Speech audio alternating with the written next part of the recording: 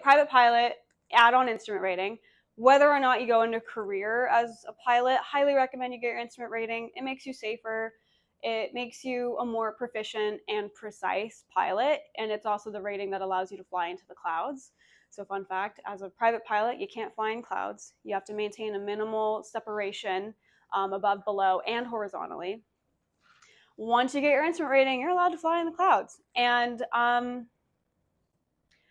it is a very odd experience the first time you do it. It's a lot of fun though. Like, if you're not going to get your instrument rating to be a professional pilot, at least get it because it's a lot of fun and it does challenge you and it just makes you a better pilot and it makes you safer. So you should definitely do it.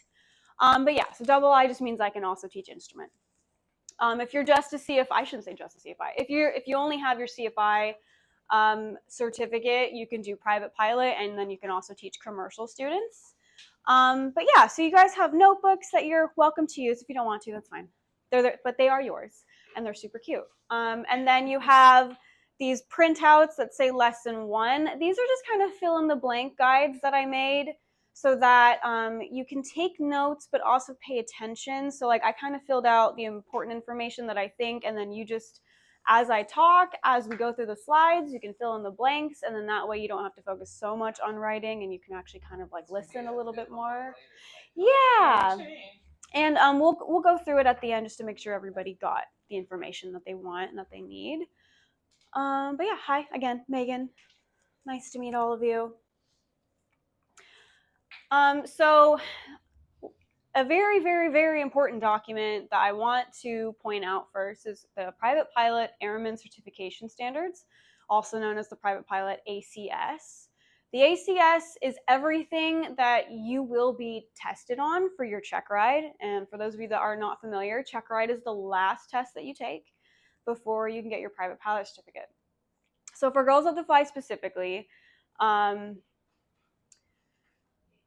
actually, I don't want to jump ahead. I'll just leave it at that for now. So the ACS is what I'm referring to when I use these codes, like PAIA, pilot qualifications, because I am designing this whole ground school based off of the ACS. I want to cover all of those topics for you so that we don't, we leave no stone unturned and we cover everything that you would be asked about on your check ride anyway. And also, you're going to go over all of this again with your CFI.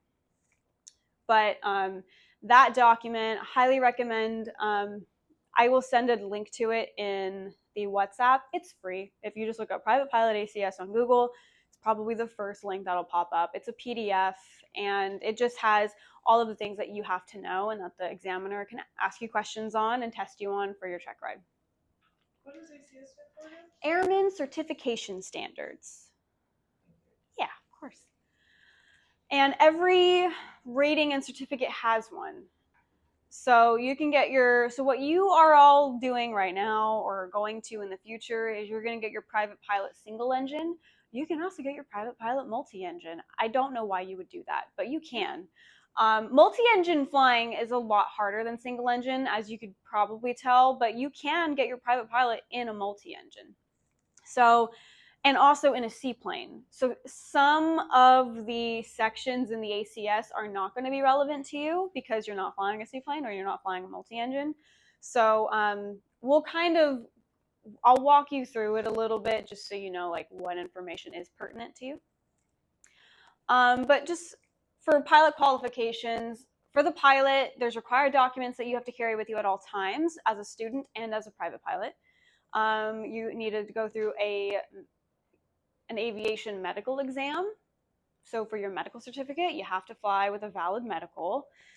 And then there are privileges and limitations for private pilot that we'll go over. Airplane also has to have a certain amount of required documents in it to be airworthy. Airworthy just means it's legal to fly. And then there's required maintenance that has to be done on the airplane. And then we'll also go over training, the hours required for private pilot, and also the required aeronautical experience.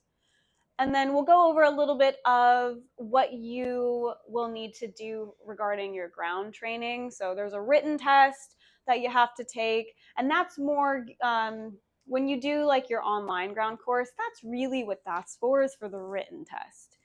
And then the oral prep is kind of like a step above that. The way I like to say it is that the written test tests your rote memorization or your rote learning, which just means you're memorizing the information. You probably understand it a little deeper to some degree, but the oral prep is really when you have to start correlating that knowledge. You have to take what you know and troubleshoot an issue that the examiner presents to you, because you understand what this regulation says about preventive maintenance. They ask you, you show up to the airplane and you notice that the tail light is out. Are you allowed as a pilot to fix it? I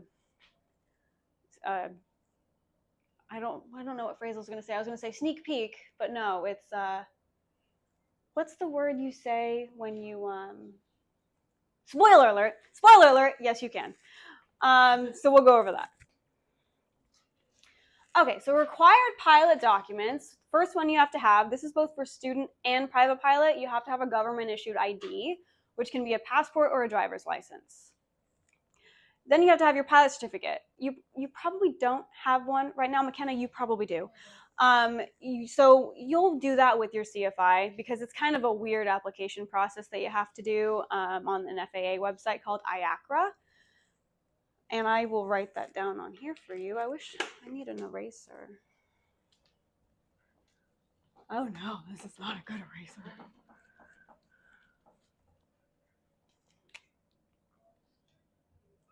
So IACRA, I can't tell you off the top of my head what it stands for again, but you will eventually go on the FAA IACRA website and you will, with your CFI, fill out an application for your student pilot certificate.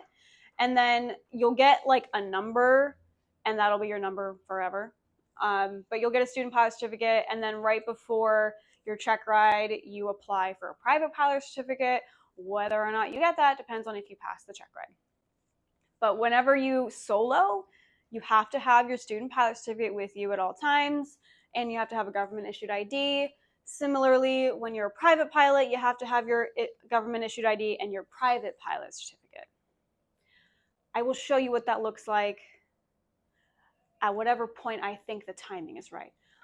Medical certificate. So we will go over the different classes for medicals, but basically pilots have to go through a flight physical. It's pretty much just like a regular physical, nothing crazy. But you have to go to a designated aviation medical examiner. When you're ready to do that, let me know. I don't think I have too many of her cards left, but there is a woman, AME in Sacramento. So if you guys are more comfortable seeing a woman, I can give her give you her information because she's really good and very comfortable. But they're kind of far and few between, honestly. So when you're ready for that process, let your CFI know, let me know, and I can help you find one. If Sacramento's like not strategic for you, like location wise. And then you also, as a student, have to have your logbook with you with your appropriate solo endorsements. The endorsements are really just the CFI giving you their blessing, saying you're allowed to solo, you're allowed to fly to this airport and back, you're allowed to fly to this airport and back, you're allowed to do these things. When you're a private pilot, you only need these three.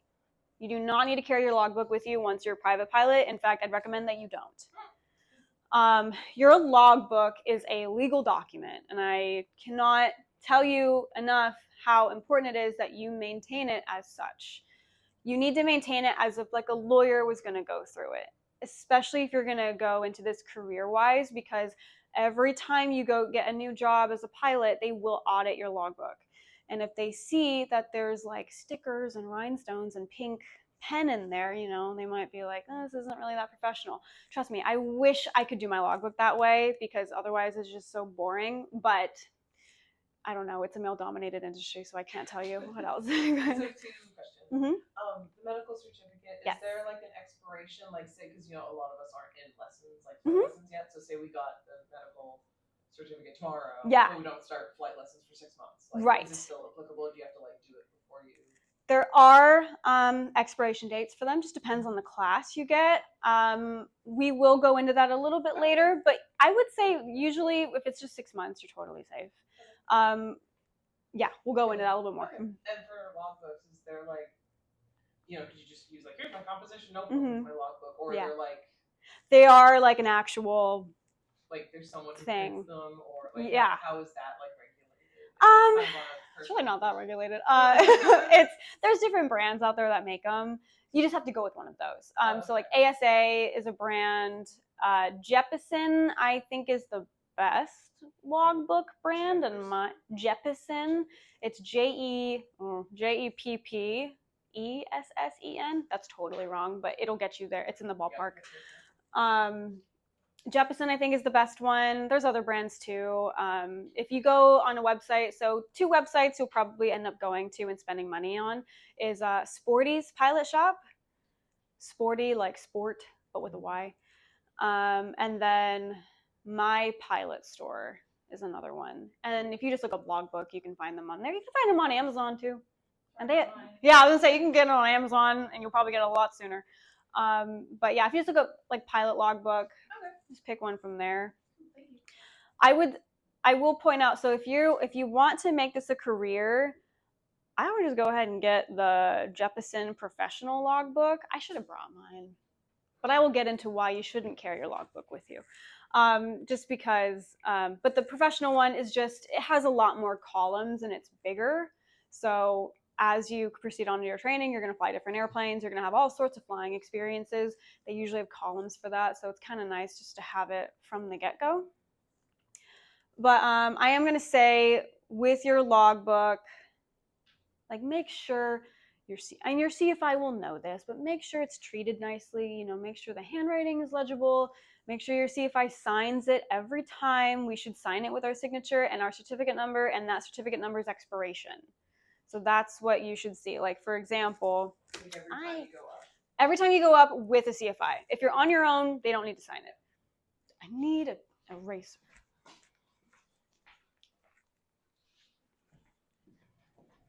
I don't want to interrupt the esthetician, but I'm just going to go do that. Hi. Sorry.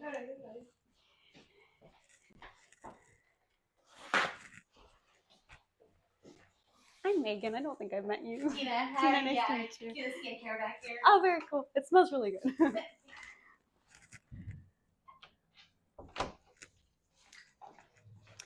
Alrighty. So every time you go up with a flight instructor, they need to sign it, put their certificate number and expiration. And I'm just going to show you, like, for example, like what mine would look like. Don't forge it. I'm just kidding. So like that would be mine, and then I'll always put 4, 3, 2, 1. You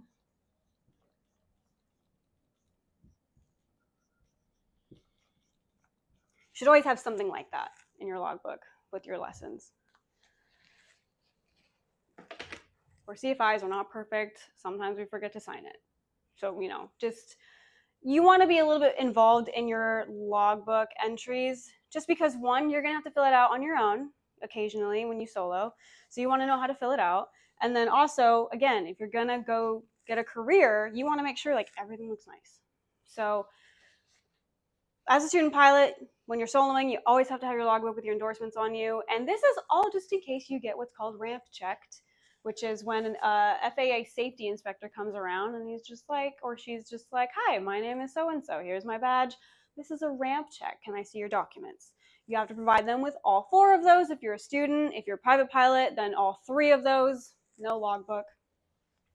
They might ask you, like, oh, where are you flying today? Just keeping it casual. They'll also have to check the airplane documents, which we will go into, just to make sure. They're basically just making sure like you're legal to fly, plane's legal to fly. This does not happen a lot. I've been flying for like 5 or 6 years now. I have not been ramp checked. I don't really want, it's fine if I do, but it's also like nerve-wracking. I know someone on their private pilot check ride, they got ramp checked. So, that's a really big test at that point. But yeah, so you have to carry all 4 of those as a student, only 3 of those as a private pilot. So there's different types of medical certificates. You have first class, second class, third class, and another newer one called basic med. That'll be on the next slide. First class is required for the airlines. It's pretty much just like a top tier medical certificate. It's the hardest physical exam. It's really not that much harder, but they require better vision and I think better hearing for the most part. And then you also have to get it done more often. So if you're under 40, it's good for 12 calendar months, What I mean by that is if you get it done on January 1st of 2024, you don't have to get it renewed until January 31st of 2025.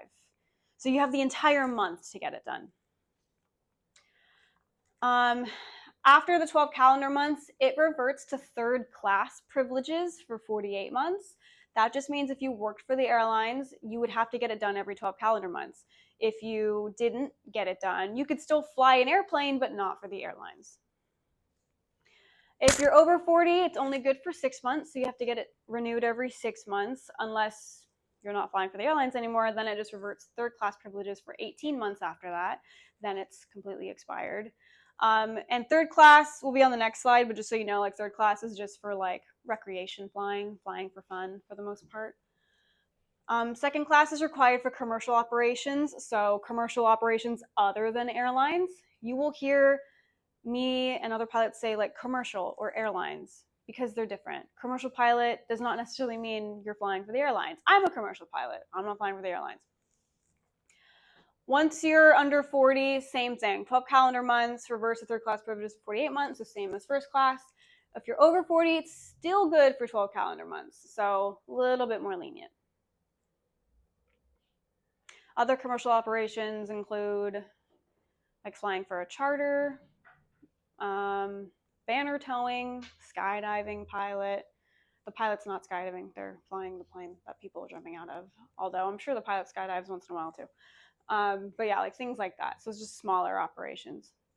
Commercial, flying just for commercial just means that you're getting paid to fly. If you're flying for the airlines, it's exactly what it sounds like. You're flying for an airline.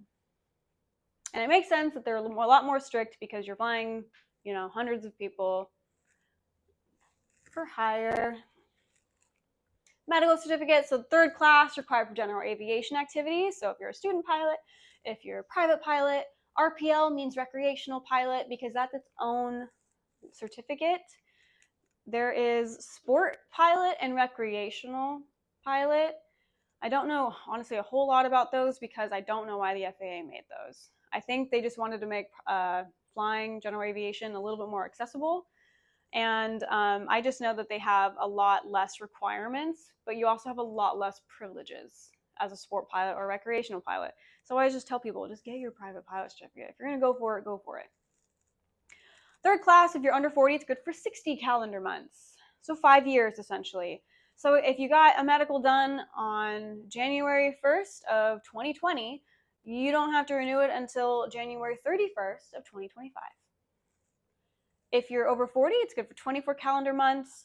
CFIs can operate with the third class, and we can also operate with a basic med, which I will tell you about. And I'm just going to go into this really quick because CFIs, we technically get paid to teach. We're being compensated for our teaching, not necessarily for our flying. So that's why we're allowed to do third class or even basic med. So basic med was created not too long ago. I believe it was like 2006. So it's just an alternate way of being able to fly without getting a formal FAA medical certificate. And all you have to do is you have to print out a checklist on the FAA website, go to a state licensed physician, so like any doctor, doesn't have to be an AME. They have to fill out the checklist, make sure you're good. There's a joke where it's like, are you breathing? Cool, you're good to go.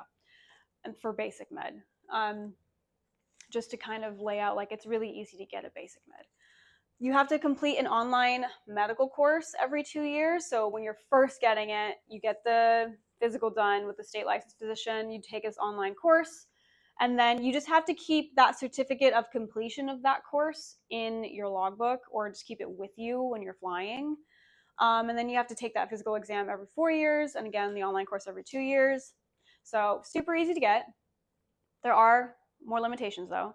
So you cannot get a basic med if you had your medical certificate suspended or revoked, like your most recent one. And then you cannot get one if you have not held a valid medical after July 14th, 2006. So if you had a medical before then, but not after then, you're not eligible for basic med. So they do kind of, limit people who can get it. And you can only fly a plane that has a max certificated gross weight of 6,000 pounds. So Even if the plane can carry 7,500 pounds, but you're only carrying 5,000 pounds, you cannot fly that with basic med. In the airplane flying manual, max certificated gross weight of 6,000 pounds. You can also not fly a plane that is able to take more than 6 occupants. So you plus 5 people. So just think of 6, like you cannot get one if you didn't have a medical after July 14, 2006. Can't take more than 6,000 pounds or fly a plane with more 6,000 pounds, and you cannot take a plane that has more than 6 seats. So that's the basic med. And I do tell this to people, again, not to scare you, but it's kind of, unfortunately, easy to lose a medical or not be eligible for medical because the FAA does not do a whole lot of research on new medication. So you might be taking something like Accutane for acne, and FAA is like, what's that? And they suspend your medical because they don't know, enough about it. So I'd recommend, and I'm not saying like you'll never get your medical back, but you'll have to jump through some hoops. You'll have to get like doctor's notes and, have that faxed in to the FAA, and it is the government, so everything happens very slow. And so I recommend, if you can, whenever you can, get your, third class medical, or if you're going to go into career, go ahead and just get your first class medical now. Make sure everything is good, like eyesight wise, hearing wise. Make sure everything is good now. Just go get your first class. But whatever class you get, go get that. And then when you can, afterwards, get a basic med. You can double dip. You can have a basic med and a first class, second class, or third class. That way, if you are suspended for any reason, like you have to take a new medication for like a surgery you had, and the FAA is like, okay, well, you can't fly for 6 months while you're on it, you can fly on your basic med. You can't do commercial operations, but if you become a CFII, you can still teach, or you can at least still fly. So a DPE, designated pilot examiner, the people that do your check rides, told me this, so I pass it on just in case. Yeah, because there's all sorts of things that can delay a medical, like if you had an inhaler at some point because you had asthma at some point. It's unfortunate. There's really just not a lot of research that the FAA does in the medical field, so it kind of sets people back occasionally. All right, the next one is we're determining that the plane is airworthy. We're making sure that the plane is legal to fly. This is an acronym. In aviation, we love acronyms. We use them all the time. So I think this is the first one I'm showing you. Aviate. So the first A stands for ADs. AD means Airworthiness Directive. And every plane, specific plane model has a list of airworthiness directives. And really what it is kind of like a recall on a car. The FAA or the manufacturer of that plane is just saying, hey, this particular model has an issue with the seat tracks. It has an issue with the flapjack screw. It has an issue with this, this, and this. So they give you that list. The mechanics look at it every time the plane comes in for maintenance, and they're just making sure that, hey, there's an airworthiness directive for the Cessna 172 seat tracks. Let's make sure that those aren't too worn, and if they are, we'll replace them. And then they check that and they sign it, the AMP, the aircraft mechanic, they sign it to make sure, yes, his AD was complied with. So it's like a car recall. V stands for VOR check, has to be done every 30 days. That is for instrument training only, so not for private pilot, but I'm putting it on here because I'm trying to subtly convince you to get your instrument rating. So the VOR, I'm not going to go too much into this because we have a lesson down the line about them. But it's basically a navigational aid in the plane that you'll use, and it has to just be checked for accuracy every 30 days for instrument training. The I is inspections. There's 2 required ones for aircraft that you're flying as a student. The first one is the annual, and just like it sounds, it's done every year, every 12 calendar months. So again, if it was done in January 1st of 2024, the annual doesn't have to be done until January 31st of 2025.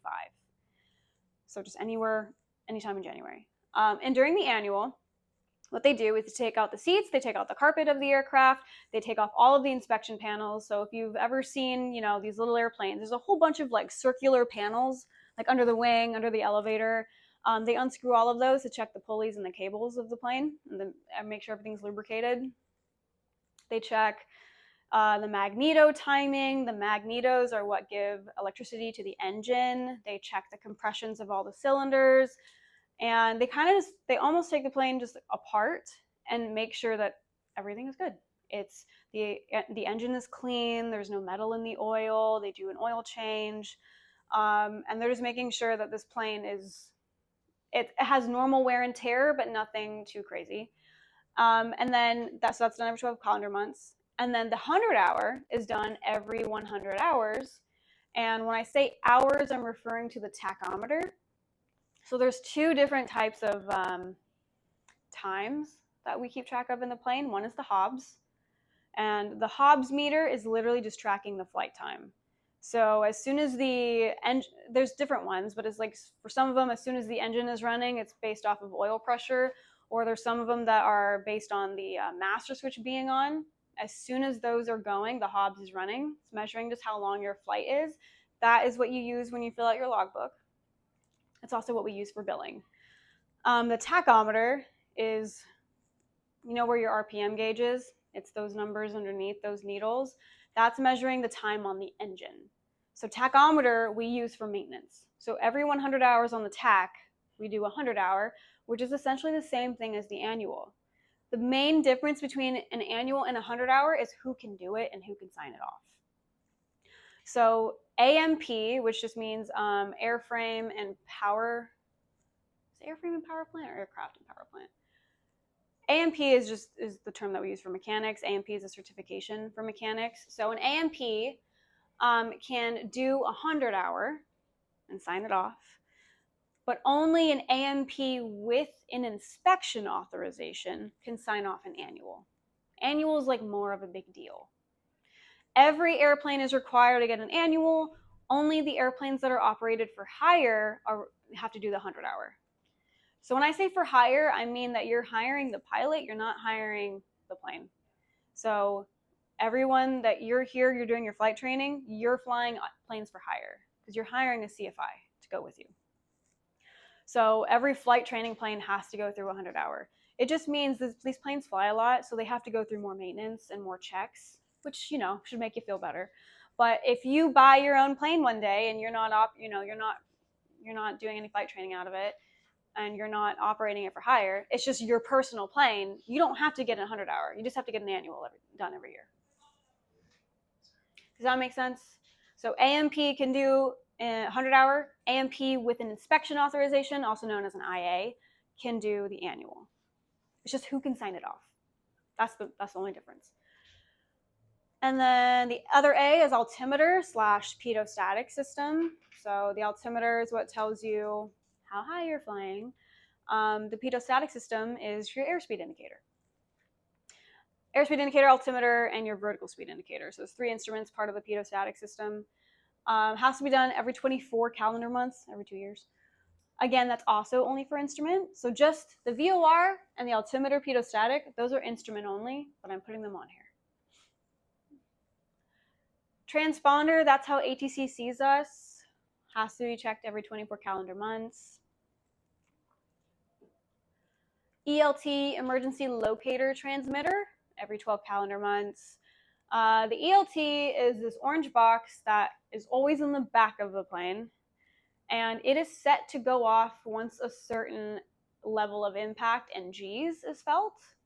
And what I mean by that is if you crash, it is set to go off automatically to alert ATC and nearby radar facilities of your location in case of a crash. It's located in the back of the plane because the back of the plane is more likely to survive the crash than the front of the plane. Some of the things I get into are a little dark, but that is kind of that's the environment we're going into. You know, aviation, flying is inherently a risky thing to do. You're never not undertaking a lot of risk every time you go up. So, you know, it's not, same thing when you're getting into a car. There's always a risk when you're driving. The only thing is in a plane, you can't pull over. So the risk is higher, and it gets higher as you get into more complex aircraft. It gets higher when you start flying for your instrument rating, because now you're flying in, bad weather. And it gets higher as you start flying more people. But flying is inherently risky. And it's a really big responsibility to be undertaking, and it's definitely something that you need to approach with a healthy respect and maybe a little bit of a healthy fear, to where you don't get complacent, because complacency kills, and you're going to hear that a lot. And we will be reviewing accident reports and accident analysis videos in the ground school, just because I want you to know that this is fun and it's supposed to be fun, but it's also, you treat it like a job. When you're flight training, you treat it with that respect. You need to show up, kind of like you need to show up to 100% to your flight lessons. If there's ever a day that you show up and you're just not 100% in the headspace, you're not feeling well that day, you didn't get enough sleep, or you're just stressed out because of work or because of school or because of family or whatever's going on, you have to be honest with yourself. And aviation requires a lot of self-awareness. And if you're not self-aware, that's when people start doing dangerous things and very risky things. And if you're going to be irresponsible, then, flying is not for you. So that's my soapbox for now. ELT, that's the last one. Everyone fill out their notes. We good to move on? Questions? I have a comment Yeah. about the ELT. Yeah. I had an instructor one time tell me that you can use the emergency frequency as a guide to how much the ELT needs to be checked. Yes. So the 121.5 is 12 calendar months, 1 hour of cumulative use, and then half the battery. Yes, that's what I use too. That changed It's my amazing. life. Yeah. It Right? happens every time. That's how I teach it too. I'm like the 121.5. So with the ELT, I'm glad you brought that up, because that's a good thing to talk about. So the ELT, when those go off, it transmits a signal on a certain frequency called 121.5, also called guard, or the emergency frequency. So when that goes off, if you're monitoring 121.5, which we're encouraged to do as pilots, we don't always do it. Airlines always do though. So when I say monitor, I just mean they tune into that frequency, and they're able to hear that frequency without talking on it. But just in case, they'll hear a boo, boo, boo. That means an ELT is going off. And the pilot of the airline will contact ATC and be like, hey, there's an ELT going off on 121.5. And then ATC can check and look for the location, and then they can determine if they need to do emergency rescue, for that location, for that aircraft. But what McKenna was talking about is you can use the 121.5 as kind of like a memory aid, because there are certain times that you need to replace the battery or check the battery. So here it is. Here's 121.5. So the 12 is the 12 calendar months. Has to be checked and or replaced. Or after 1 hour of cumulative use,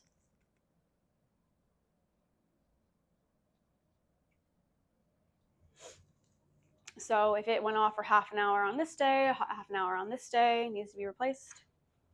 1 hour of cumulative use, and then the 0.5 is if 50% of the battery has been used. So 0.5, or you can say half the battery life.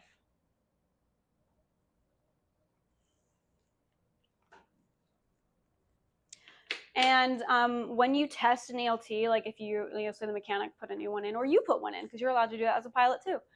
If you put in a new ELT battery, you have to test it, but you can only test them within the first 5 minutes of the hour.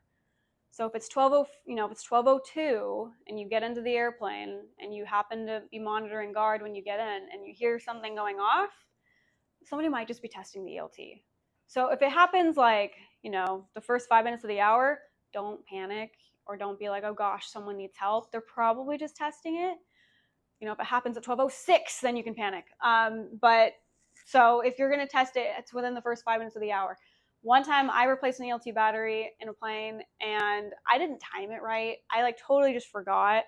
And I completed putting it in there at 12:07. And I was like, oh no. So I had to wait until 1:05 or 1 o'clock. and use those first 5 minutes to test it. And how you test it kind of depends on the type of ELT model you have. With a lot of them, there's like a button there, you know, when you get an ELT battery, it literally gives you like the instructions with it on how to test it. On this one, it was like I had to press one button and then hold the other button and monitor 1 to 1.5 in the plane. So the plane master was on, and then if I could, as long as I could hear it, that means it was working. Turn it off, turn off the plane, and you're good. Okay, airworthiness. So again, the definition of airworthiness is just the status of an aircraft, engine, propeller, or part when it conforms to its approved design and is in a condition for safe operation. So it conforms to its approved design just means that if you're flying a Cessna 150 that's not rated or what's it called? Converted to an aerobatic plane. If you're flying the 150 at Girls of the Fly, approving to its conformed design means you're not doing spins, you're not doing barrel rolls in the 150. Okay, great. Check that one off. And then it's in a condition for safe operation. All the wear and tear, you know, it's getting its maintenance done. It has normal wear and tear, you know, the wing didn't fall off, things like that. Oil's not leaking. It's in a condition for safe operations. Pretty straightforward. And then another acronym that you need to have in the plane for this plane to be considered airworthy is AERO. There's actually 2 R's in AERO. I didn't include one of them, but I will tell you about it.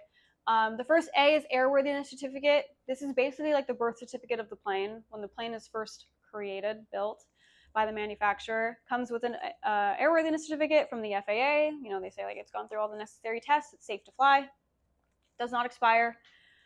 Then you have the registration, which expires every 7 years. It used to be every 3 years. Very recently became 7 years. So just like a car registration. If you sell an airplane, you have to transfer the registration to the new owner. Operating manual is the O. So you'll hear acronyms like POH, Pilot's Operating Handbook, or AFM, Airplane Flying Manual. Both of those are pretty much the same thing. One or the other, it's fine. But the book that has all of the operating specs, all of the safe procedures, how to operate the plane, how to care for the plane, that book has to be in the plane. And then weight and balance is W. So weight and balance is super important to us as pilots because, you know, you can't just take off with as much weight as you want. These planes were given limitations, one of them of which is weight. So the Cessna 150, the max gross weight is 1,600 pounds. That's including fuel, cargo, bags, people. You cannot take off with more than 1,600 pounds. Otherwise, you're a test pilot and you don't know what is going to happen to the plane. You don't know how the plane's going to react to certain things. All of the operating specs in the operating manual or the airplane flying manual, those are all based off of you staying within the weight and balance of the plane. And the weight and balance changes throughout the plane's life. So the plane, like the 150 specifically that we have, it's we've added things, we've taken out things. So every time you take something out or you add something in, you have to get it reweighed by a mechanic. They roll it onto 3 scales because we have 3 wheels. We have a tricycle gear, which just means we have a nose gear and we have 2 main gear. So they roll it onto these 3 scales in a hangar. They close the door. They close the door because if it gets windy, that could rock the plane and the weight will fluctuate. So they close the door and they weigh the plane and they get what's called the empty weight. So there's no fuel in the plane, there's no people in the plane, there's no bags, just whatever's part of the plane that's it. They get the empty weight, and then from the empty weight, you get something called useful load. So I think for the 150 that we have, I think the empty weight's like 1,119 or something. And then the useful load is basically the max gross weight, which is 1,600 minus 1,119. It's like 400 something, I think. Useful load just means here's everything, here's as much weight as you can carry on top of the empty weight. So you can get a certain amount of fuel, you can have people of certain weights getting in the plane. So max gross weight, empty weight, useful load, they're all different terms. Max gross weight is just what the plane is allowed to have.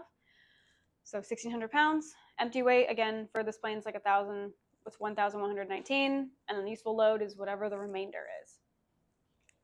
On that note, I feel like I should also mention that there is usable fuel and unusable fuel. So this plane can carry 26 gallons of fuel. However, 3 of those gallons are unusable, which just means that, you know, wherever the fuel line is, or like where the opening for the fuel to go into the plane, into the engine is a little bit higher than the bottom of the tank. And at any given point, we can't guarantee that the fuel down here is going to get used, or that the plane will even be able to use it. Maybe in straight and level, it can get in there, or maybe if you turn a certain way, it can get in there, but it's not guaranteed all the time. So we just don't even count it for our performance. So that's the unusable fuel, 3 gallons. With when they do the empty weight, they include the unusable fuel. So they include the 3 gallons that you can't use. And fuel is about 6 pounds per gallon for avgas. So the usable fuel for the plane is 22.5 gallons, and that's the fuel that you can plan to use for your flight. 22.5. But I always just round down to 22 because, you know, I'd rather have more fuel than not. So you only plan to use the usable fuel. Unusable fuel, you pretend it doesn't exist. Maintenance. So there are certain things we are allowed to do as pilots, and pretty much anything that you can do with your car, you can probably do on an airplane. You can change the oil, you can change the tires, you can replace the lights, you can replenish most of like the fluids, like hydraulic fluid or anything like that. Replace air filters, replace safety belts, clean the spark plugs. And when you do that, you need to put it in the aircraft maintenance logs. So that every airplane has at least 3 maintenance logs. You have one for the engine, you have one for the airframe, and then you have one for the propeller. If you were to clean or replace the spark plugs, that's part of the engine. So in the engine logbook, you would write clean and replace spark plugs or clean spark plugs. If you replace the spark plugs, you should probably put the part number of whatever model of spark plug that you used. Put your name, put your pilot certificate, put the date, put the tack time, and you put it in the logbook. And every time the plane gets its 100-hour or its oil change or its annual from like the mechanic does the same thing, puts everything that was done, puts the part numbers, puts the tack time of the airplane, puts his certificate on there and his name, and he signs it and the date. So a lot of examiners, they like to kind of quiz you on preventive maintenance. So, you know, they'll present a scenario to you. They'll be like, okay, so you're going out to go pre-flight. You got a really fun flight planned. You're flying to Monterey. You're taking some friends. And you notice that the tire's flat. And you're actually, you know, the mechanic shop is open, but the mechanic's out on lunch.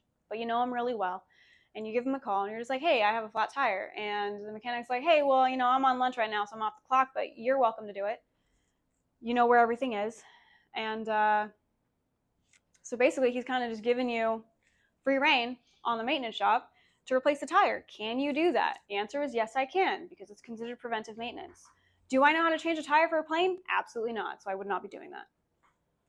But the answer is, could you legally? That's the question. Would I in real life? No. But could I? Yes. And a lot of questions are going to be asked like that. The examiner will ask you a lot of things that are really testing your legal knowledge for the regulations.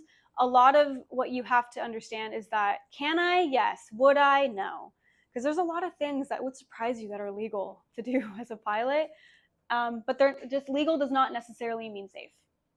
So that's up to you and your CFI to work through what you should do versus what you can do.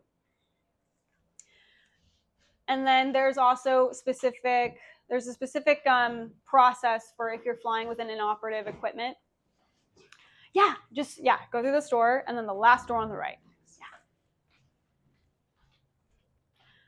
So when you're flying with inoperative equipment, you're allowed to do that to a certain point. First thing you need to do is you need to refer to 91205. So these are regulations and I highly recommend writing them down or just saving them, because there's a lot of questions that you might not know off the top of your head, but if you know where to find them, then you're allowed to use your notes on a check ride. I might have already written it on here, so instead of rewriting it, if I could just find it, that'd be great. Aha! 8 tomato flames. So when I'm talking about 91205, I'm talking about required VFR equipment for the daytime. VFR means visual flight rules. That's what you're flying under. Visual flight rules, VFR. Daytime requirements, this is an acronym. We love acronyms. 8 tomato flames. I'm not going to go through all of it, but I will just say, like, for example, A is airspeed indicator. T is your tachometer. O is oil pressure gauge. There's another O for your oil temperature gauge. M is manifold pressure. We don't fly a plane with a manifold pressure gauge, but if you do, you're required to have that. Yeah, I won't go through all of it. I will leave that up to you to look up. 91205. That is in the Federal Aviation Regulations, aka the FAR. And the FAR is always co-located with what's called, is it Aviation Information Manual, I believe, FAR AIM. Those two are always together. So Part 91 are the operating rules that we're flying under. Part 91, airlines fly under Part 121. A lot of charter operations fly under Part 135. So there's different parts that you fly under. Part 91 is just the general operating rules. For flight schools, you have Part 61 and Part 141. Part 61 is what we are, Girls Love to Fly. So under Part 61, there's certain requirements, certain experience flights that you have to do, certain ground topics you have to go over. Part 141, same thing. They have a different amount of hours for things. Part 141 is more accelerated.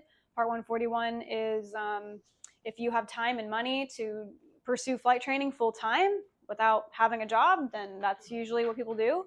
You're flying literally full time. Part 61 is more flexible. Part 61 is it works out for most people because, like, a lot of us work when we're in flight training, because that's how else you can pay for flight training. Or, you got families, you have other things going on. So Part 61 is a lot more flexible. Part 61 does require more hours technically under certain things. But I find Part 61 tends to be the route for most people. And just because it's Part 61 does not mean it can't be accelerated. You can do an accelerated Part 61 course if you have the time and the finances to do it. So how I put it is Part 61 is how you get your license. Part 91 is how you get it taken away, because those are the rules that you have to fly under. So most of the rules I will refer to are going to be like Part 91-205, 91-213, AC 9167. AC means advisory circular. Advisory circulars are non-mandatory, non-regulatory, which just means that you don't have to follow these guidelines, but they're there. And they're written by the FAA. So it just basically means that, hey, the FAA highly recommends this way of operating. You don't have to follow it.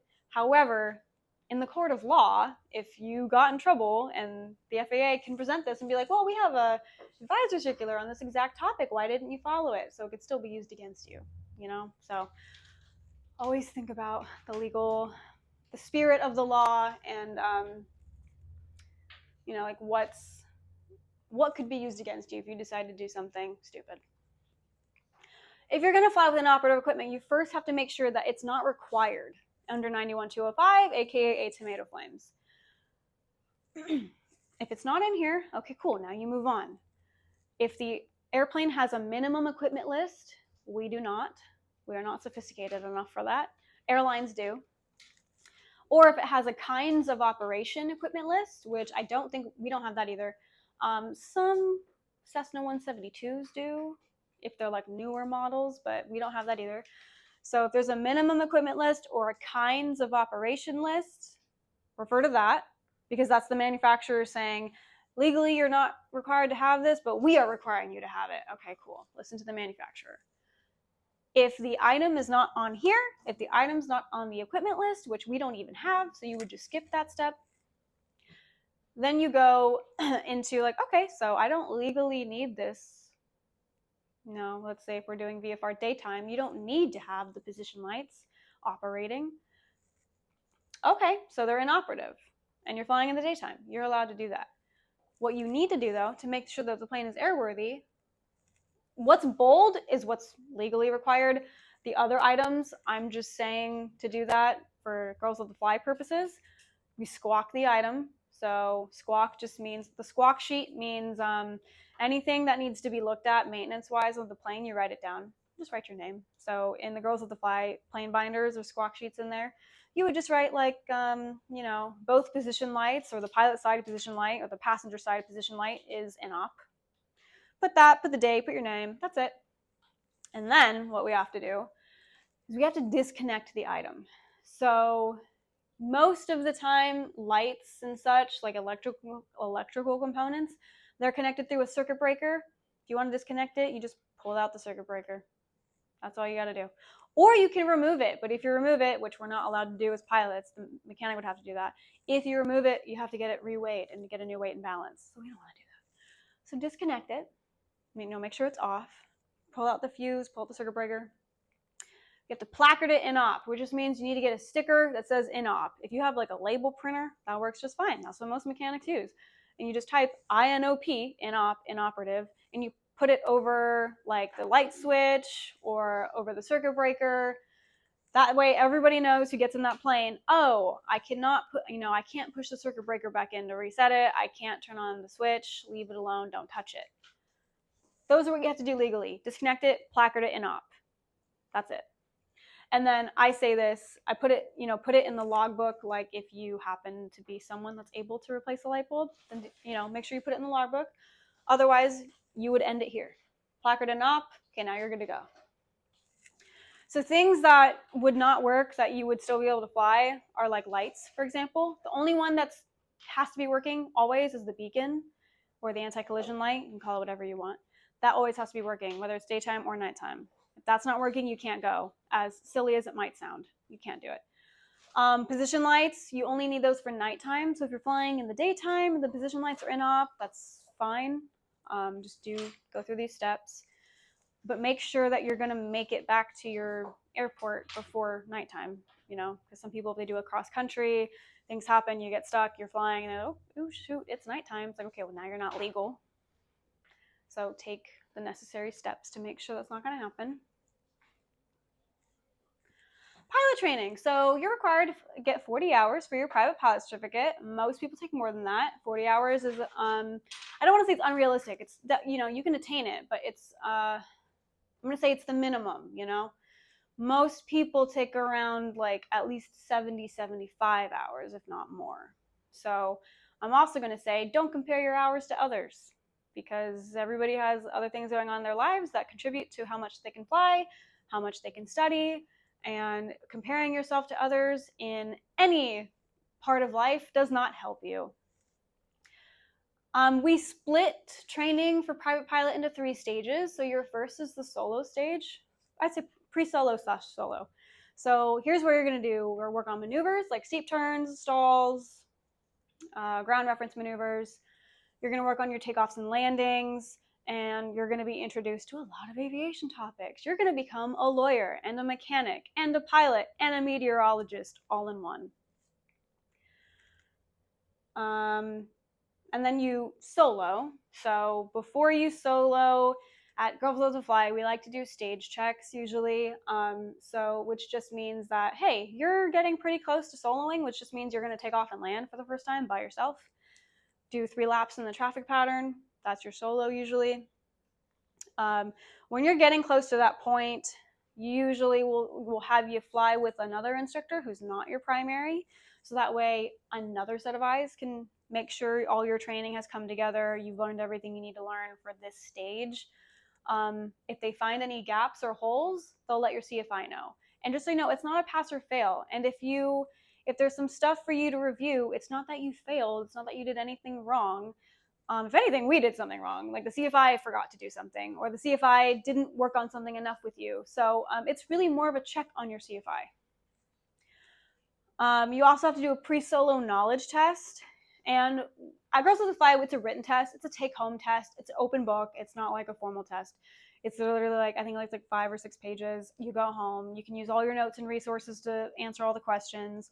You can talk to your CFI about it. It's just to make sure, like, yes, we did do, like, you know, you're not going to get lost in the traffic pattern. You know what frequencies to talk on, things like that. You know about your plane. You know how much fuel it has, all of that. And then you do the stage check with another CFI, and then CFI is like, yeah, they got everything. They're good. They're good to go. Your CFI will make sure that you have your student pilot certificate, that you have your medical, they've endorsed you appropriately in your logbook, and then it's a really big day. It's really exciting to solo. Like, everybody remembers their first solo. Everybody gets excited to talk about their first solo, even like years, you know, ahead of time. So it's fun. It's a really cool thing, and it's very exciting. I dare say it's more exciting than passing your check ride, just because it's like the very first milestone for private pilot. So it's a lot of fun. It's a lot of fun for the CFIs too. And like I said earlier, we wouldn't sign you off if we didn't think that you weren't going to be able to do it. Yeah. Second stage is your cross country and night operations. So XC is just a shorthand for cross country. When I say cross country, I mean it just has to be more than 50 nautical miles. That's not very far. It's like from here to Chico. It's not, you're not going like across country. So cross country stuff, you work on pilotage, dead reckoning, navigation systems, flight planning, and night operations. Pilotage just means that you see a mountain outside and then you look at your chart and you're like, yes, a mountain should be off of my right at this point. There it is. Okay, you're not lost. You know where the mountain is, and then maybe there's like a body of water over here. Maybe there's a freeway under you. If you can find like 3 landmarks in person and identify them on the chart, you're not going to ever get lost. So pilotage just means looking outside, comparing it to the chart, knowing where your position is. Of course, we have GPS now, so you know you're also not going to get lost because of that. Dead reckoning is finding out your position via math and calculations, which I'm not going to get into right now because we have an entire lesson on that. But that's dead reckoning. I think there's a Mission Impossible movie called Dead Reckoning, but yeah, I've never seen it, so I don't know what that's about. Navigation systems, GPS is very common now. VORs, like I mentioned earlier. Those are really the 2 relevant ones now. There's a couple ones that we used to have in the past. They're kind of obsolete now. And just how to flight plan, like what information you need to know before you go. Like how much fuel do you need to get there? How much time is it going to take? What are the winds? What's the weather? What's the airspace? All things like that. And then night operations, just what's legal to fly at night, because what's legal to fly in daytime, you need all of this, plus you need an extra like 5 things to fly at night. That's stage 2. And you're also required to do 10 takeoffs and landings at night to a full stop. You have to do a cross country at nighttime. And then you need 3 hours of cross country training and 5 hours of solo cross country for your private pilot. And you need to do a cross country of at least 150 nautical miles total distance on your own solo. And usually we just do it like a triangle, like you go from here to Chico to Willows back to McClellan or wherever you're flying out of. One of those segments of flight have to be more than 50 nautical miles long. So from here to Chico, I can't remember. I think McClellan to Chico is like 64 miles or something. So like that would count. And then Chico to Willows is like 30-ish miles or something. And then Willows back to McClellan. It sounds intimidating, 150 nautical miles, but I guarantee you it goes by so fast. And then the third stage is check ride prep. So this is just you're reviewing all of the maneuvers that you did in stage 1, because stage 2, you don't really do maneuvers. So this is like just to review all of that because it's probably been a while. Solidifying your aeronautical knowledge, making sure all your ground is on point, that you can answer questions, or if you can't, you know where to look everything up. And then making sure that you know how to operate as PIC. PIC means pilot in command. Kind of just what it sounds like. You're in command of the airplane, you're in command of yourself. Anybody else that's in the airplane, you're in command. You are the captain in the plane at all times. Making sure you're confident and that you have the knowledge that you have to have. For your ground training, you have to do a written exam, 65 multiple choice questions, all topics on ground school, your online course, and this course. This course will help you a little bit with your written too, but I mostly geared it to help you with your oral. the written exam, you have 2 hours to complete it, way more than enough time. It used to be 60 questions just last year, or this year maybe? No, I think it was last year. They added 5 more, and there's 5 questions on the test that do not count for or against you. They're just trying out new testing material to see how everyone does. So only 60 of those actually count. And then the oral exam. So your ground is tested with the written and the oral. The oral is part of your check ride. Your check ride's the practical exam. So you have 2 portions of it. You have an oral portion and a flight portion. They're separate. You can fail one or the other. But you're not going to do that. You're going to pass both. So the oral exam is just what I wrote. It's a conversation structured around scenario-based training. So the examiner is going to meet with you, and they're just going to give you a bunch of scenarios that you have to solve and problem and troubleshoot, and they're just testing your knowledge in an indirect way. They try their best to make sure that you're comfortable and at ease and that like you're not super nervous, but they're not going to drill you. They're not going to be like, what's 921-205? What's 921-103? They're not going to do it that way. They're going to be like, hey, so what do you do for work? And like, for example, like at the time I planned weddings. I was a wedding planner. And so he was like, okay, so you plan weddings, okay. And so his scenario was like, well, let's say you got to go to Monterey because you're planning a wedding down in Monterey. And I was like, I'm not that kind of wedding planner. And he's like, let's just pretend. Because I was like, I only do weddings in Sacramento. Like, so I took it way too literal. He's like, well, let's just say you go to Monterey for a wedding. And he asked me questions like kind of what I presented to you. Like, you show up and you notice you have a flat tire, like yada, yada, yada. Could you do that? Could you fix the flat tire? Like, yeah, I could do that. It's part of preventive maintenance. He'd be like, okay, so like what would you, so let's say you do fix the flat tire. Is there anything else that you have to do to make sure the airplane's airworthy? Like, well, I have to put it in the logs, the maintenance logs. I'd probably put it in the airframe log because it's part of the airframe, and put my certificate number and my name and the date and the tack time, and okay, move on to the next question. Now we're like in the flight portion. This happens and this happens. Can you do this? What would you do in this situation? It's a conversation. And it's testing, he is testing or she is testing your knowledge, but in a scenario, because these are things that could happen and that probably will happen at some point. On all ACS topics, Airman Certification Standards. So if we have time, I'll quickly show you what the document looks like. Privileges and how are we on time, actually? I just want to make sure. Okay, we're good. Privileges and limitations. So your privileges, you can carry. So this is when you get your private pilot certificate, by the way. You can carry people. You can pretty much fly anywhere, even internationally. There are some rules that you have to have. Remember that ARROW acronym?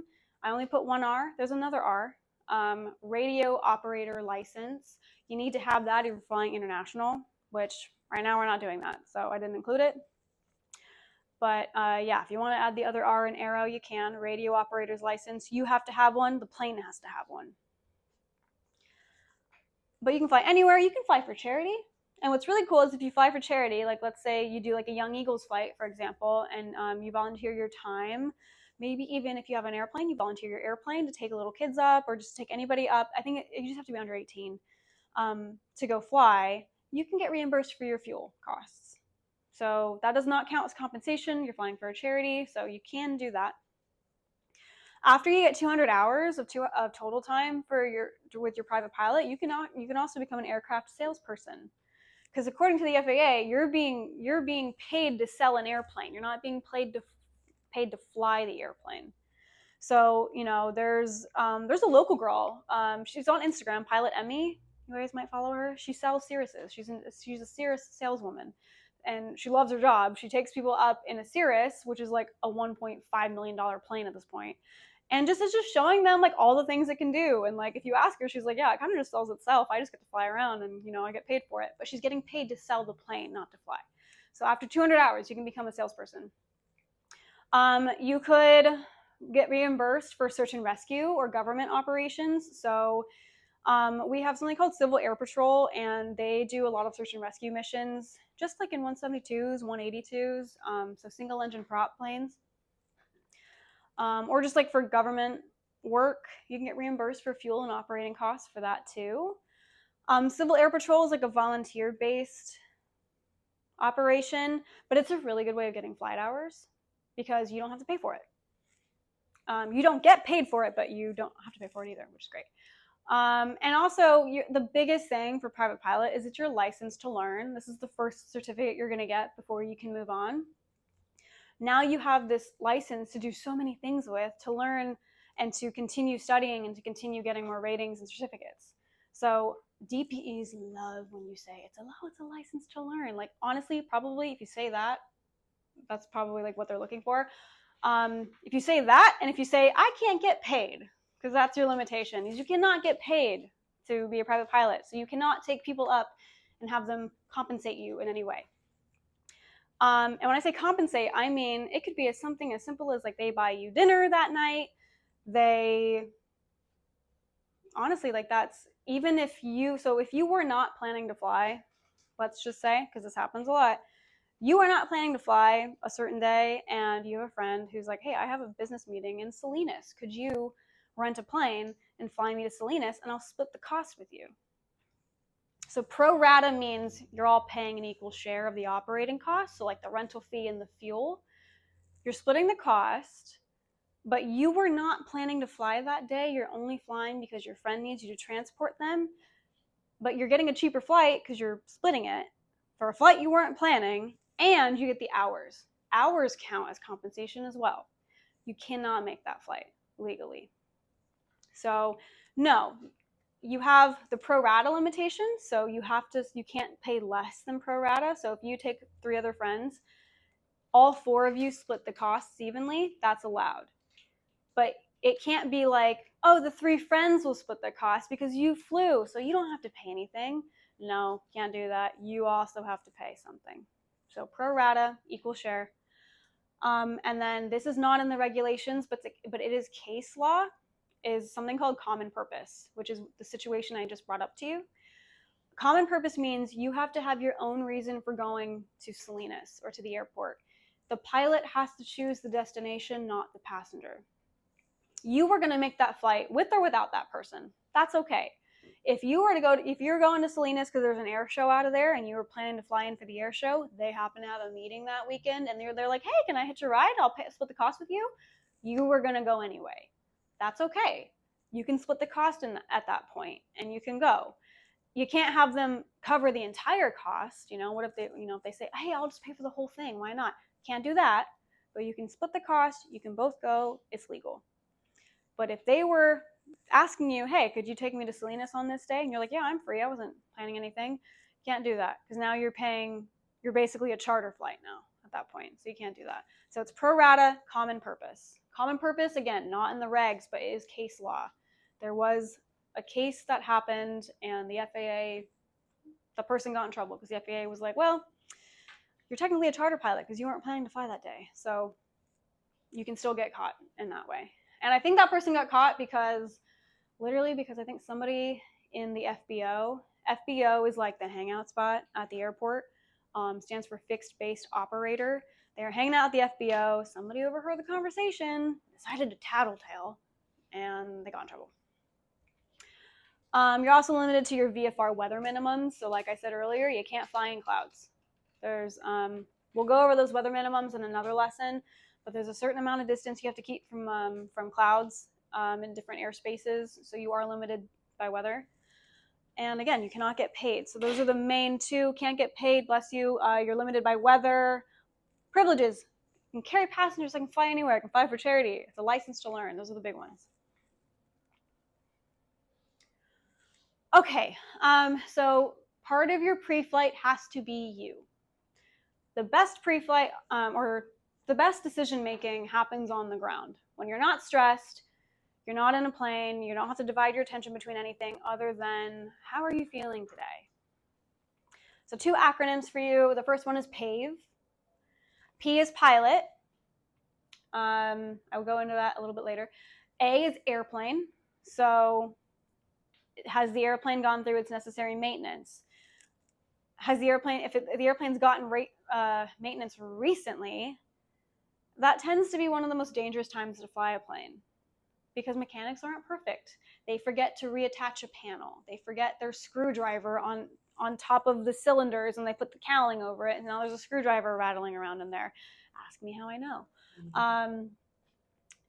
they just, they forget screws here and there. They forget to put something in all the way. So when you pre-flight a plane after maintenance, be super thorough. Test everything.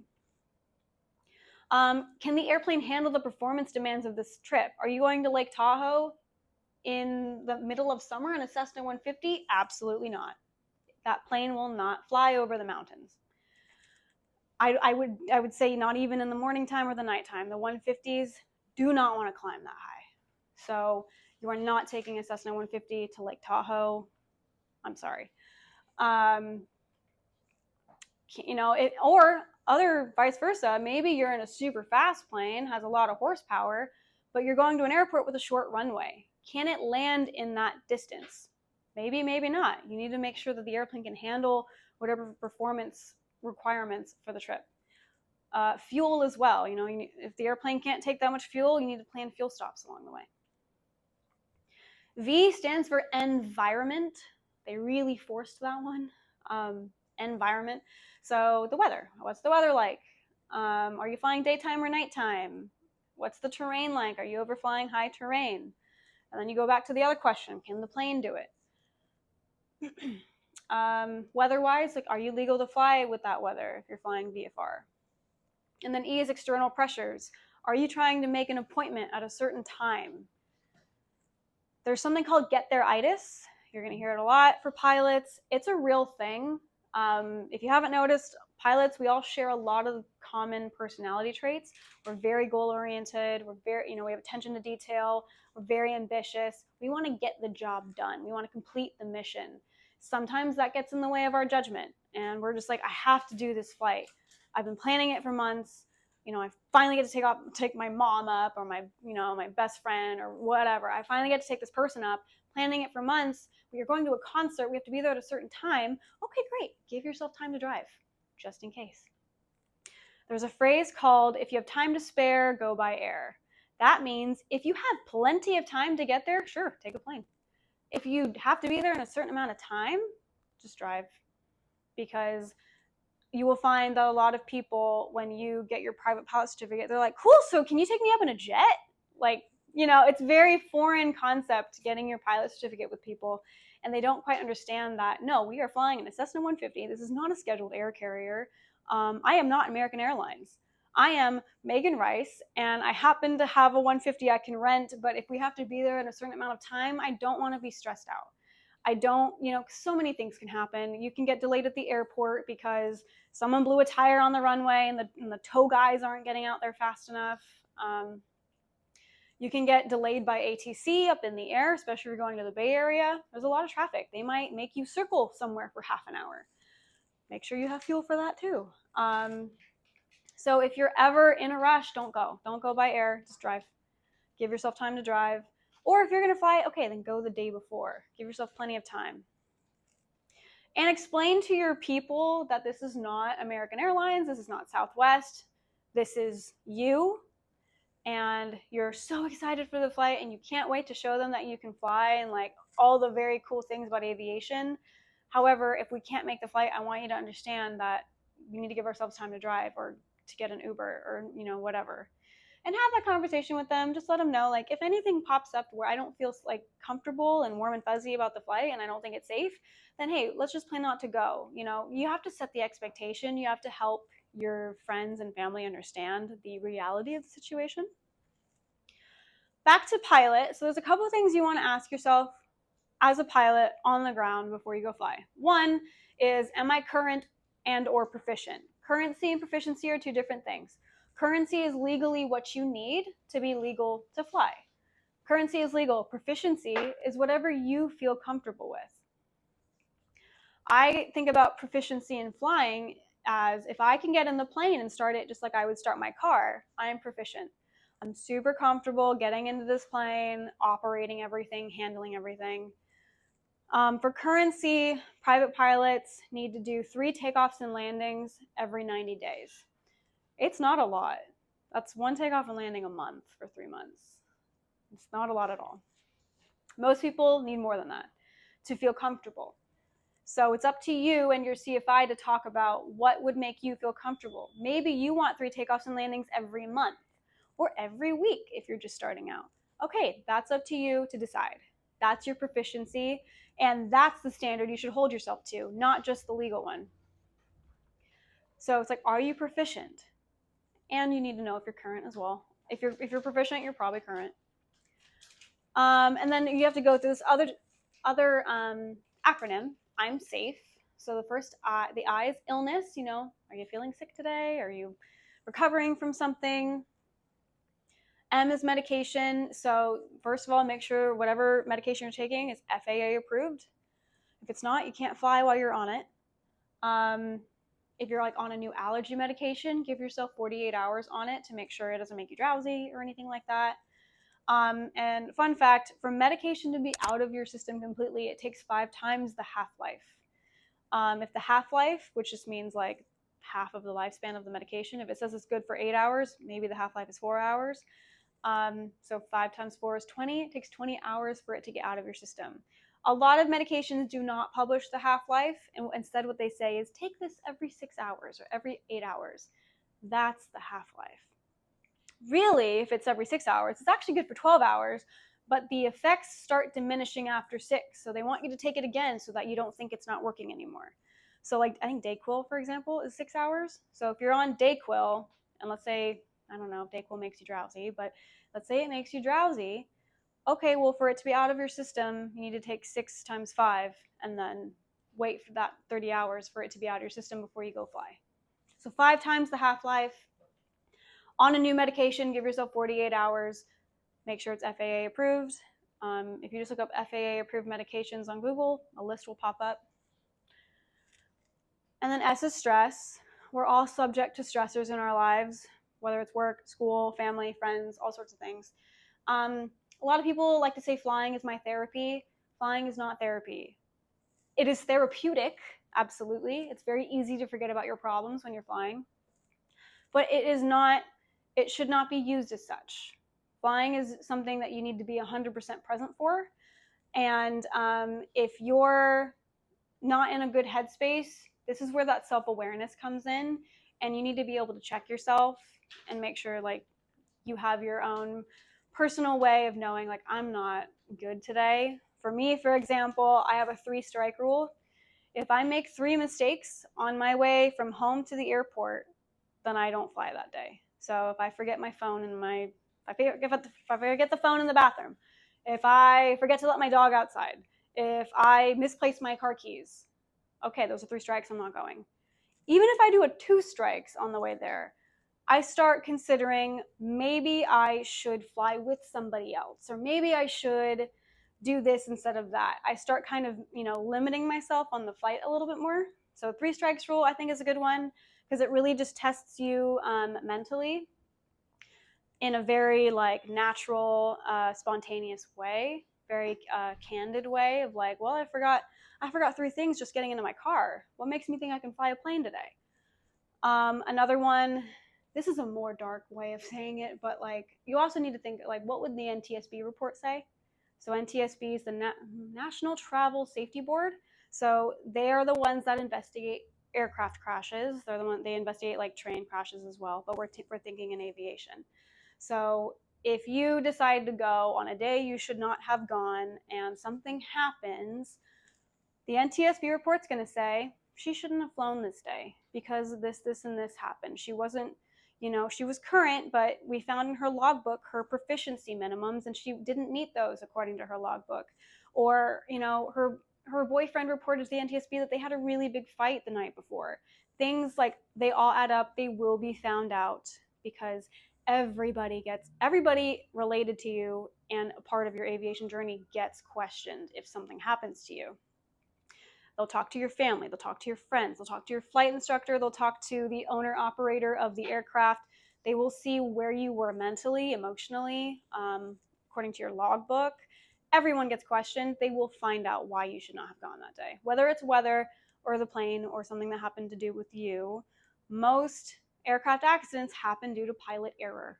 So we try to mitigate that by doing all of this, going through this mental process of being honest with ourselves on whether or not we should have flown that day. Obviously, for administrative purposes, we try to ask, if you're going to cancel a flight, give us a 24-hour notice. things happen. A lot of things can happen within 24 hours, and you can't always provide that. But if something happens, like with students, I always tell them, like, if you're just not feeling like flying today, you don't have to tell me why. Just tell me. Let me know. Like, hey, I'm just really not feeling it today.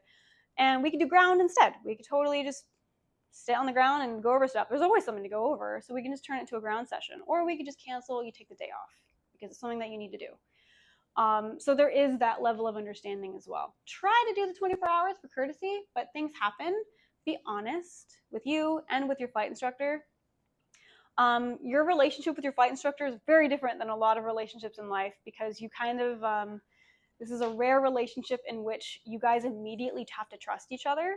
You have to trust them to not kill you because they're flying a plane, and then vice versa, we have to trust you not to kill us as well.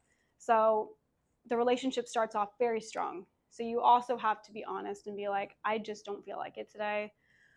I've had a stressful week. I haven't slept, things like that. Or you don't owe me an explanation. Just tell me. Alcohol, under regulation 9117, you cannot fly within 8 hours. And actually, I'm going to take that back. So it's 8 hours between drinking and performing required crew member duty.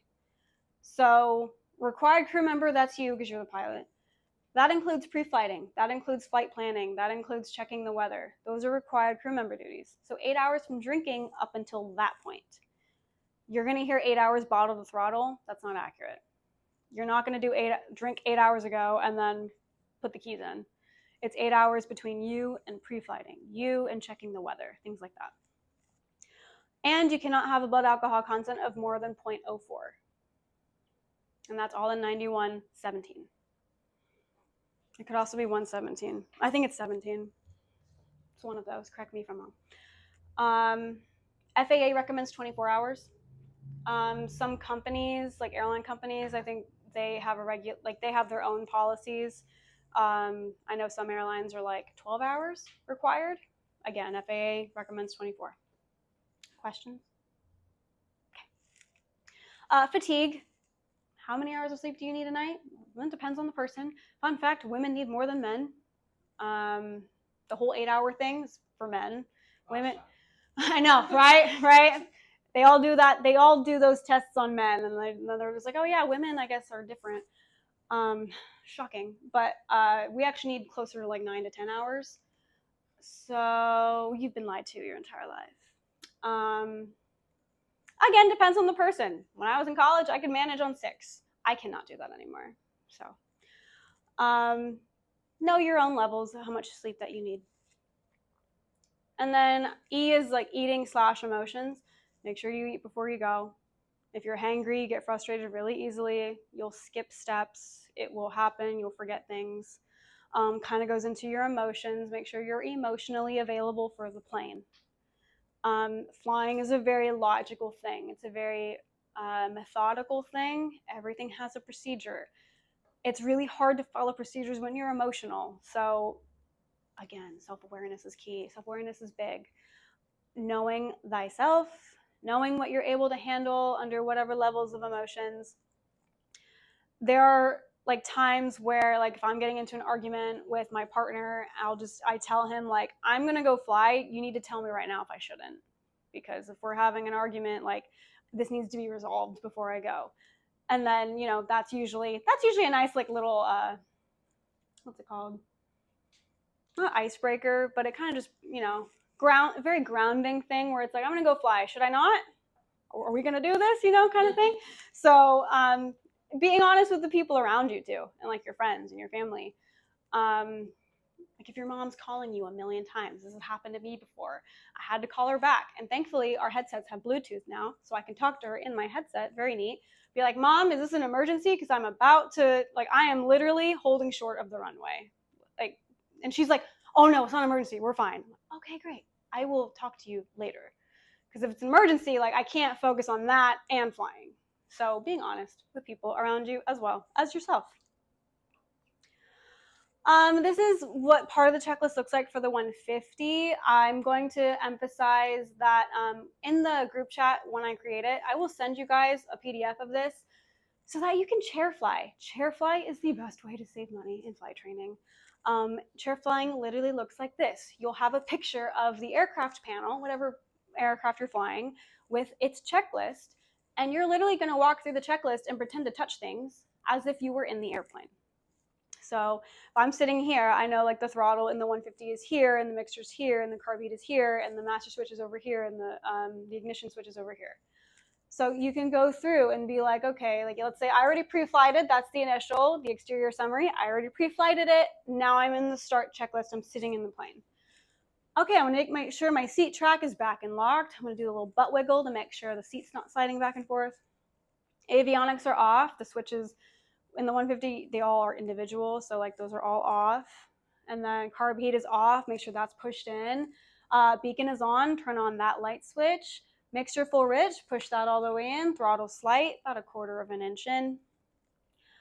Primer, I know is over here in the 150. I'll prime it, 2 times. Priming just means I'm injecting fuel directly into the cylinder just to get it started.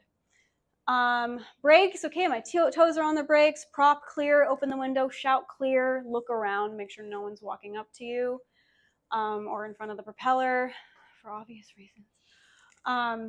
Master on, turn on the red switch. Mag start. I'm twisting the keys to start. Propeller starts spinning, making some scary noises, and then it starts, and then you let go of the key.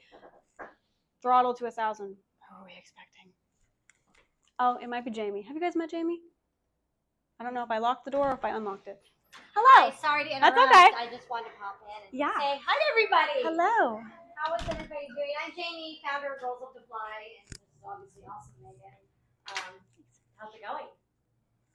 You're back. I'm back. Did you take the last? No, you didn't take the I last. did the discovery flight. You did, and then you came in for cockpits and coffee. That was before the flight, yeah. Yeah, well, good. You're Yeah. gonna learn a lot. We also had McKenna and Sierra at cockpits, the last one. Cockpits and Awesome. coffee. Good. And then are we missing? I think. Everybody's here. Everybody got a name tag? No, I think we're missing I something. want to leave the name tag out. All right. I don't want to interrupt. I just wanted to come say hi and. We need a name tag for McKenna. We need another name tag, right? For Parker. That's right. Okay. Yeah. Yeah. There was change of staff and confusion and all that. So All the transitioning. maybe start a group. And then Yeah, make I'll do sure that you tonight get or name today. tags. You deserve name tags. Yes, we'll do that tonight. Talking about chair flying. Oh boy. Yeah. Saves Yeah. you a lot of money. Saves you a lot of money. And the whole point is because you're going through the checklist so that when you get into the plane, you've already kind of have the muscle memory and you've been looking at a picture of the panel so you know where everything is. Because otherwise, if let's say you can only fly once a week, it's doable if you chair fly a lot. Because otherwise, you get in the plane for the first time that week and it's basically like you need like 30 to 45 minutes just to warm up, to remember where everything is, to remember like exactly how to put the mixture in and the throttle in. But if you're chair flying the way that like your CFII teaches you, then there's a lot less of a warm-up period that you need and you're familiar with the cockpit without even being there, and it's free. So aviation's very expensive, flight training is very expensive. This saves a lot of money, a lot of time, and that way it's also like you're studying, and if there's something on the checklist that you're not familiar with or you just can't remember, then you know that you can ask your CFI that on the ground versus asking them in the plane while the plane is running. Now you're paying for the plane time and the CFI time. So you also save money just by asking questions on the ground versus when the plane is on. So that's how you would walk through the chair flying. So you'd essentially start from here and then go down pre-taxi, make sure the seatbelts are on, make sure the flaps are up. And again, you're reaching out and touching where the things would be, whatever plane you're in. I think most of you are going to be in the 150, so this is good. XPDR, that means transponder. I feel like that hitches like a lot of people. So transponder, XPDR. ATIS AWAS, you check the weather, tune into McClellan's weather frequency, get comfortable putting that in the comms and such. Check, set the altimeter, do a radio check. Is anyone talking on the radios yet? I know you'd be talking on the radios. But most of you have just done discovery flights, so probably not. Okay. Going through the run-up. So the run-up is basically your last part of the pre-flight. You're really just looking for a reason to not go, making sure that everything is reacting as it should. And again, another lesson, we will go into this a little bit more in depth of like, you're looking for a drop in RPM when you put the carpy on. And if you get the drop in RPM because of the carpy, it's because you're introducing hot air into the engine. Hot air is less dense. So that's why you get a decrease in performance of the RPMs. So we'll go into it a little bit more then, but I just wanted to introduce chair flying to you because it will save you so much time and money. And like, I will push this until the day I die. Chair fly, please. And I hated doing it. I wish It feels silly, but you know. I wish I would have pushed myself to do it more. I want to be in the real airplane, but it saves you money. It makes you better. It makes you flow your checklist. Yeah. So much better. Because really your checklist is, right now it's a do list because everything is so new. So you're literally going line by line. But once you get comfortable, it becomes more of a flow and you just start remembering like where everything should be. And then you use the checklist to make sure you didn't forget anything. You check the checklist. But right now it's a do list and that's okay. But like here's like a picture of the 150 panel. So, you know, here's the flaps, the mixture, the throttle, the carpy, all the light switches. Just staring at this and studying it. And you don't have to chair fly for half an hour. You can chair fly if you're waiting in line at the grocery store, waiting in line at Starbucks. Whip this out really quick, run through an emergency check or a startup checklist or something. You only need like 2 minutes to do it. If you sit down to watch a movie for the evening, before you turn on the TV, chair fly. I tell students, anytime you sit down, if you have another extra 2 minutes, chair fly really quick. And you'd be surprised how much chair flying you do throughout the day. A lot of us have sit-down jobs. I mean, I do have a sit-down job, but I'm sitting in a plane, so it's different.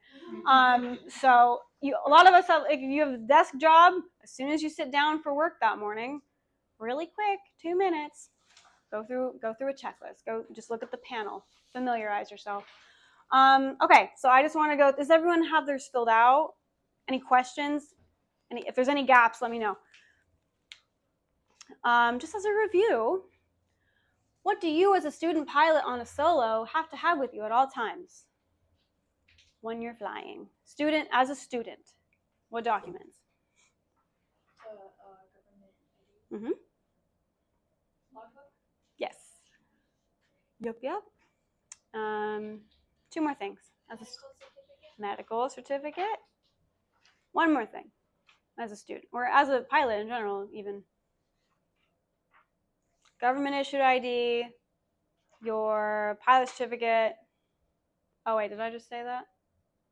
Yeah. Okay, never mind. I gave it away. So medical, government issued ID, logbook with your endorsements, and your pilot certificate. All right, what are the different medical classes? First, second, third, basic. Yep, first, second, third, and basic med. What do you need as a student pilot? No, Third class. Third class. That's okay. Oh, good. That's good. Yeah, I recommend getting your second or third, or second or first if you're planning on doing this as a career. Just get that out of the way. What maintenance is required for our airplane? Remember, we're flying for hire. This is that Aviate acronym. And you can look at your notes. It doesn't have to be from memory. I love these little notebooks. They're so cute. I know. I get excited when I see them. Yeah, I'm like little pink notebooks. So appropriate. Yeah, I find like aviation's obviously male dominated, so like any chance you get to make it like cute and like fun and feminine, do it. Does it have to do with the ELT and the inspection? Mhm. Yep. There you go. ADs. Yep. ADs, ELT. What else?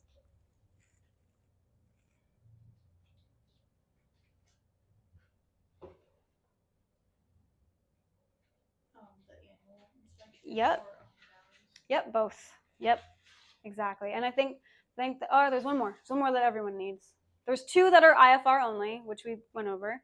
I'll just give it to you. The VOR and the altimeter pitot sag system. Those are IFR only. So, but there's one more that everyone needs. It's every 24 calendar months. Transponder. Very good. All right, what documents must always be on the plane? Bonus if you get the other R. Radio license. There's one. That's international. Airworthiness. Not the maintenance log per se. You said airworthiness, radio operators. I know weight and balance. Weight and balance, yep. 2 more. Registration. Registration. Did I say that? No, I didn't. Okay. 1 more. Operating manual. Very good. All right. Can you, as a pilot, do an oil change on your airplane? Yes. Yes, you can. What do you need to do after you do that? You need to log it. And what do you put in the log? Your license number and expiration date. Yep. License number. You can put the you don't need to put the expiration date. The date you did that. Yeah, the date that you did it. Yeah. So your license doesn't ever expire, but you do have to get a biannual flight review every 24 calendar months. So you need to go up with the CFII and, you know, probably just review like maneuvers and regulations. The FAA requires 1 hour of flight, 1 hour of ground. Usually it ends up being more than that, especially if you haven't been flying a lot. If you've been flying and if you've been, you know, keeping up with proficiency, it probably won't take that long. But there are some people, like from the airlines, they're flying airlines for decades and they haven't flown a 172 in years. And they come and do a flight review for a 172, and that takes a while because there's a lot of airline pilots that don't fly general aviation for decades, and then they want to do a BFR for short. And it takes a while because flying a Boeing is not the same thing. Cool. Good job, guys. And then can you change a tire on your airplane? Yes, you can. And if you come across an item that's inoperative, like a light, what are the necessary steps you have to take so that the flight is permissible? You check 901-205. Yep. 901-205. What else? So let's say it is a light. So it's not part of 91205, let's just say. And you don't know how to change it, because I don't know how to change it. So. Unplug it. Uh-huh. And then what else? Yep. You disconnect it and you placard it in up. That's if you don't need it. Okay, what are some privileges and limitations you have as a private pilot? You can't get paid. You cannot get paid. You can take people up. You can take people up. Yes. What's another fun thing that you can do? You can do charity flights, yes. And again, you can also become an aircraft salesperson after 200 hours. What does PAVE mean? Pilot, airplane, environment, and external pressures. Yes. And then I really briefly went over this, so if you don't remember, that's fine. What are we looking for on a carb heat check? I said it really fast, so if you don't remember, that's fine. RPM drop? Yes, yeah, you're looking for the RPMs to drop. So in the 150, you put the RPMs at 1700. You do some other checks. Once you pull the carb heat to turn it on, the RPM should drop. That's because you're introducing hot air into the engine. Hot air makes the engine perform worse. It decreases performance. So that's why you get a drop in RPMs. What the carb heat's doing is it's making sure that there's no icing that's building up in the engine because they're subject to icing. Again, that's another lesson I'll go into why that happens. But the carb heat just prevents any ice buildup, or if there is ice buildup, it will melt the ice in the engine because, newsflash, the engine does not like water. And I think that's it. Lovely. Do we need to review anything on the note-taking sheets at all? Questions on those? I'm gonna look up the ACS just to really briefly show you what it looks like.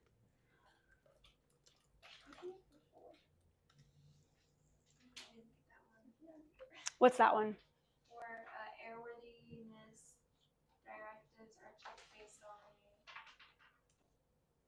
Oh, I don't think that's my fault. Compliance time. So you have to comply with the ADs at a certain time, whether it's during like the 100-hour or the annual, or like for some, if it's like a propeller AD, you have to comply with the AD every time you overhaul the propeller. Overhaul just means you are replacing the propeller.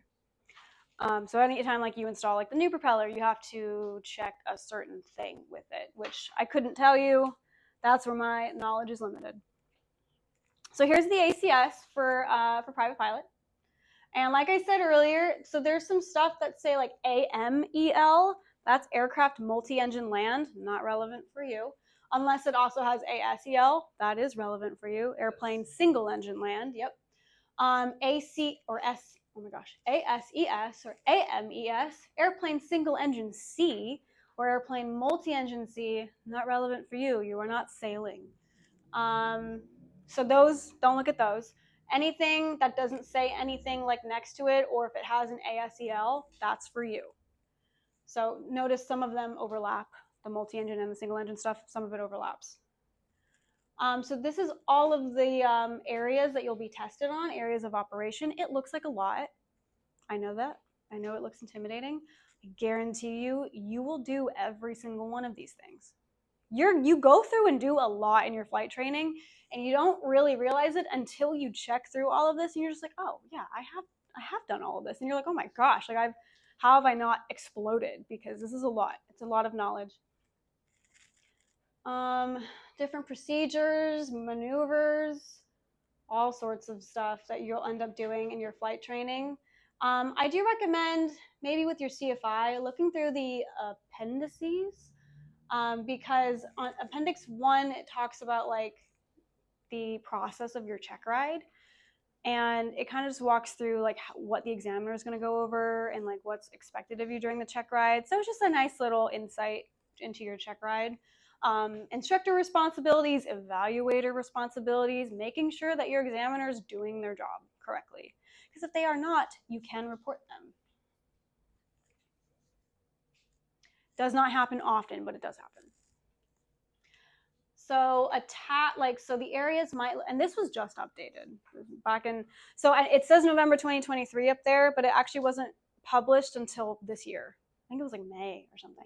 It was very recent, so this is new. They update it every so often, just changing with the times. The majority of the changes on this one have to do with a lot of the flight planning stuff. It was all on paper and like calculations, but we have apps now that do a lot of flight planning for us, like ForeFlight.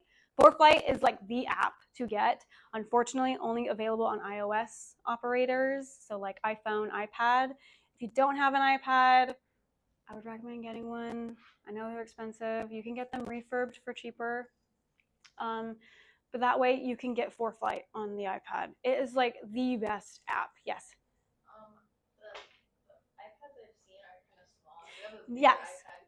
That's okay. You can use a big iPad. Yeah, it's really just preference. We use this. Most people use the iPad Minis just because there's limited space in the cockpit. But you can don't go out and buy a new one. You know, if you already have one, just use that. But ForeFlight is such a great app. It does so much for you. And so basically the new ACS is just giving, it's accommodating that. So basically they're saying like, you know, back before the ACS is updated, they want you to use paper charts and do flight planning on paper and present a paper navlog. Now on the new ACS, they say you can use an electronic flight bag, aka like you can use an app, or you can use a website to do your flight planning. So they're basically telling the examiners, hey, quit bullying these people. They're using apps because that's kind of the direction we're going in now.